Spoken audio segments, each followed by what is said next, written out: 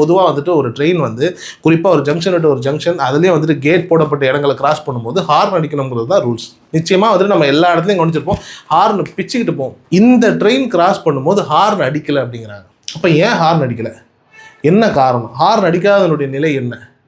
அப்போது வாகன ஓட்டுநர், அதாவது வேன் ஓட்டுநர் சொல்கிறார் ஹார்ன் அடிக்கவே இல்லை. ஹார்ன் அடிக்கலைங்கிறது வந்துட்டு நம்ம ஏற்றுக்கலாம், ஹார்ன் அடிக்கல அதனால் எனக்கு கேட்கல அதனால் நான் பார்க்கல அப்படின்னு.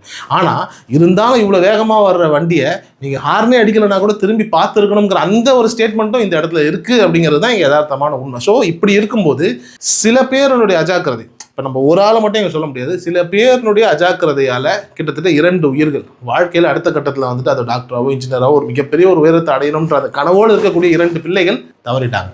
இது ஒரு மிகப்பெரிய ஒரு அவலமான ஒரு நிலை. அது மக்களில் சொன்னாலும் சரி, இல்லை அந்த கேட் கீப்பர் சொன்னாலும் சரி. இதையெல்லாம் தாண்டி அந்த கேட் கீப்பர் அவரோட பேர் சொன்னாங்க பங்கஜ் சர்மா அப்படின்னு. அந்த இடம் தான்